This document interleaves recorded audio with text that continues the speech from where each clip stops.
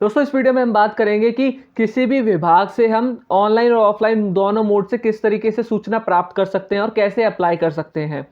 उस चीज़ के बारे में जानने से पहले सबसे पहले ये जानना ज़रूरी है कि उसके जो कॉमन रूल्स हैं उनको हमें फॉलो करना पड़ेगा। यानी सूचना का अधिकार संबंधित जो आवश्यक नियम है उनको हमें फॉलो करना पड़ेगा। इसका मतलब यह है कि इसके अंतर्गत आवेदन जमा करने से पहले कुछ विशेष बातों का ध्यान रखना बहुत ज़रूरी होता है, जिसमें सबसे पहली है कि एक भारतीय नागरिक इसके अंतर्गत आवेदन जमा कर सकता है। इसका मतलब दोस्तों ये है कि भारतीय नागरिक ही इस जानकारी को हासिल कर सकते हैं। यदि आप भारतीय नागरिक हैं तो इसका प्रयोग करके किसी सरकारी दफ्तर से जानकारियां हासिल कर सकते हैं। अगर आप भारतीय नागरिक हैं तो जानकारी हासिल कर सकते हैं, जिसमें सबसे पहली बात आती है कि सूचना का अधिकार 2005 के अंतर्गत आप किसी भी पब्लिक अथॉरिटी से सूचना प्राप्त कर सकते हैं। पब्लिक अथॉरिटी के अंतर्गत सभी केंद्रीय, राज्य और स्थानीय संस्थान आते हैं और साथ ही साथ दोस्तों जिनकी स्थापना संविधान के अंतर्गत हुई है, जो संस्थान केंद्र और राज्य के सम्मेलन से चलती हैं, वहां भी आवेदन दिया जा सकता है। दोस्तों इसका मतलब यही है कि जो संविधान ने जो संस्थाएं बनाई हैं, जो केंद्र और राज्य के सम्मेलन यानी कि इन दोनों के द्वारा नियंत्रित होती हैं, वहां पर हम इस चीज के लिए अप्लाई कर सकते हैं। इसके बाद दोस्तों इस अधिनियम से कई संस्थानों को अलग रखा गया है। सूचना का अधिकार के सेक्शन 24(1) के अंतर्गत सिक्योरिटी और इंटेलिजेंस एजेंसी को इससे बाहर रखा गया है। दोस्तों जैसे कि मैंने आपको पिछली वीडियो में बताने की कोशिश की थी कि जो भारत की प्रभुता, अखंडता, सुरक्षा, वैज्ञानिक या आर्थिक हितों व विदेशी संबंधों के लिए घातक होती हैं, ऐसी सूचनाएं नहीं मिलेंगी। इसलिए सिक्योरिटी और इंटेलिजेंस एजेंसी को इससे बाहर रखा गया है। इसके साथ साथ इस आवेदन में आवेदक को एकदम सटीक सरकारी संस्था का नाम जमा करना पड़ता है, जहां से आवेदक को जानकारियां हासिल करनी है। यह आवेदक का काम है कि वह पता लगाए कि कहां पर आवेदन जमा करने से आपको जल्द से जल्द आवेदन प्राप्त होगा। दोस्तों इस पॉइंट में यह कहा गया है कि जो भी, जैसे कि मान लेते हैं मैं किसी सूचना के लिए अप्लाई करता हूं तो मैं आवेदक हूं, अगर आप अप्लाई करते हैं तो आपको आवेदक कहा जाएगा। आपको अगर कोई सूचना चाहिए जिस भी सरकारी संस्था से चाहिए, उसका नाम अच्छे से लिखना जरूरी है जहां से हमें जानकारी चाहिए, और ये हमें ही पता लगाना होगा कि हम कहां पर आवेदन जमा करें जहां से हमें जानकारी जल्दी से जल्दी मिल जाएगी। इसके साथ साथ दोस्तों अपने आवेदन के साथ आवेदक को आवेदन का शुल्क भी देना पड़ता है। किसी व्यक्ति के लिए यह राशि 10 रुपए की होती है। यदि आवेदक गरीबी रेखा से नीचे का हो तो यह शुल्क भी नहीं लगता है। हालांकि गरीबी रेखा के नीचे के आवेदक को अपने आवेदन के साथ जाति प्रमाण पत्र देने की आवश्यकता होती है। और दोस्तों इसके साथ साथ एक पॉइंट का और ध्यान रखना जरूरी है कि ये जो शुल्क है वो अलग अलग राज्यों में अलग अलग है। कहीं 8 रुपए है तो कहीं 100 रुपए के बीच में है। और दोस्तों इसके साथ साथ आवेदक को 30 दिन के अंदर परिणाम प्राप्त हो जाता है। हालांकि यदि अति आवश्यक डॉक्यूमेंट हो तो 48 घंटे के भीतर भी परिणाम प्राप्त किया जा सकता है। दोस्तों इस पॉइंट में यही कहा गया है कि 30 दिन के अंदर हमने जिस सूचना के लिए अप्लाई करा वो मिल जाएगी। अगर बहुत ही ज़्यादा ज़रूरी डॉक्यूमेंट हो तो 48 घंटे के अंदर हम वो पा सकते हैं और वो हमें मिल जाएगा। दोस्तों इसके बाद बात करते हैं अगले पॉइंट की। अगले पॉइंट में दे रखा है कि कई कारणों से इसका आवेदन रिजेक्ट भी हो जाता है। यदि आवेदक ने अपने आवेदन में बातें सही से ना भरी हो, डिटेल अधूरी हो, और आवेदन रिजेक्ट भी हो सकते हैं इसकी वजह से। यदि आवेदन राशि गलत दी गई हो तो भी रिजेक्ट हो जाता है। दोस्तों इस पॉइंट में यही बेसिकली बताया गया है, अगर आप सही से इन्फॉर्मेशन फिल नहीं करेंगे, इन्फॉर्मेशन अधूरी है, अगर हम जो शुल्क है वो अधूरा पे करते हैं या गलत पे करते हैं, तो भी जो हमने सूचना के लिए अप्लाई करा वो रिजेक्ट हो सकता है। आइए दोस्तों अब आगे बात करते हैं कि हम आरटीआई के लिए ऑनलाइन कैसे अप्लाई कर सकते हैं। आप इन सब स्टेप्स को फॉलो करके आरटीआई के लिए ऑनलाइन अप्लाई कर सकते हैं। दोस्तों इसमें सबसे पहला पॉइंट है, ऑनलाइन आरटीआई फाइल करने के लिए यानी अप्लाई करने के लिए हमें इसकी ऑफिशियल वेबसाइट में जाना होगा। जब अगर आप ऑनलाइन अप्लाई कर रहे हैं तो उसकी वेबसाइट है rtionline.gov.in।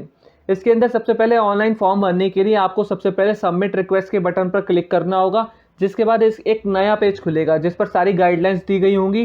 ठीक है, इसके बाद आप दी गई गाइडलाइंस को ध्यान से पढ़ लें एक बार, और उसके बाद कंफर्म करना है कि आपने पूरी गाइडलाइंस पढ़ ली हैं।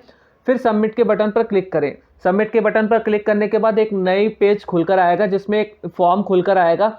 इस फॉर्म को आप किसी भी भाषा में भर सकते हैं। ये 2 भाषाओं में भर सकते हैं आप, हिंदी या इंग्लिश। आप जिस लैंग्वेज में भरना चाहते हैं आप भर सकते हैं अपनी सुविधा के अनुसार चुनकर। ठीक है, इसके बाद आपको जिस डिपार्टमेंट से जुड़ी जानकारी चाहिए उसके अनुसार पूरा फॉर्म भरना है। ठीक है, यहाँ पर आपको ये ध्यान रखना है कि फॉर्म में सभी डिटेल बिल्कुल सही सही होनी चाहिए।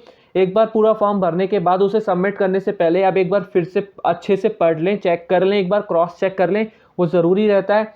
और फॉर्म को सही से भर लेने के बाद ज़रूरी डॉक्यूमेंट भी अपलोड कर दें। ठीक है, अब एक बार फिर यहाँ सबसे नीचे आपको एक सबमिट का बटन मिलेगा, उस पर क्लिक करें। सबमिट के बटन पर क्लिक करने के बाद आपको एक रिसिप्ट मिलेगी, ठीक है। इस रिसिप्ट को डाउनलोड कर लें। डाउनलोड करने के बाद इसका एक प्रिंट आउट निकाल कर आप अपने पास रख लें। जब भी आप इस फॉर्म का स्टेटस चेक करेंगे तो आपको इस रिसिप्ट की ज़रूरत पड़ेगी। जब आप इसको सबमिट कर देते हैं और 30 दिन के अंदर आपको वो इन्फॉर्मेशन मिल जाती है जिसके लिए आपने अप्लाई किया था। दोस्तों, अभी तक हमने ऑनलाइन प्रोसेस के बारे में बात की थी। अब बात करते हैं ऑफलाइन प्रोसेस के बारे में कि ऑफलाइन आरटीआई हम कैसे फाइल कर सकते हैं। जिसमें सबसे पहला पॉइंट है, ऑफलाइन आवेदन करने के लिए पहले आप इसका पता लगा लें कि आप किस संस्थान से जानकारी लेना चाहते हैं। आपको उस डिपार्टमेंट का पता लगाना होगा जिससे आप जानकारी लेना चाहते हैं, ठीक है। इसके बाद अगला पॉइंट है कि जब आप ये डिसाइड कर लें कि कौन से विभाग से आपको जानकारी चाहिए, उसके बाद एक सफ़ेद पेपर के ऊपर आपको आवेदन लिखना पड़ेगा, ठीक है। फिर उससे सूचना अधिकारी को जमा करना पड़ेगा।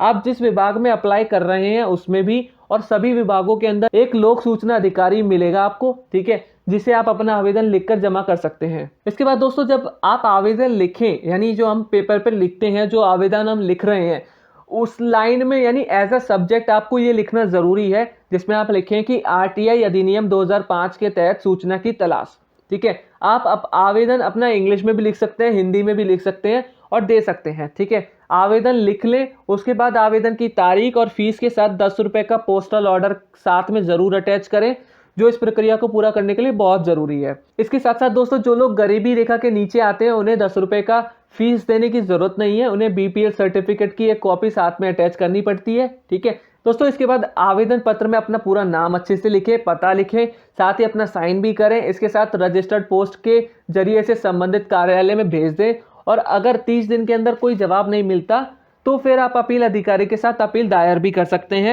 इसके साथ ही साथ दोस्तों, यदि सूचना नहीं मिले या जो सूचना मिली है अगर आप उससे पूरी तरीके से संतुष्ट नहीं हैं तो आप अनुच्छेद 19(1) के तहत अपीलीय अधिकारी के पास अपील भी कर सकते हैं, अपील दायर कर सकते हैं। बेसिकली दोस्तों, इस कानून के अनुसार हर एक सरकारी विभाग में एक लोक सूचना अधिकारी यानी PIO होता है।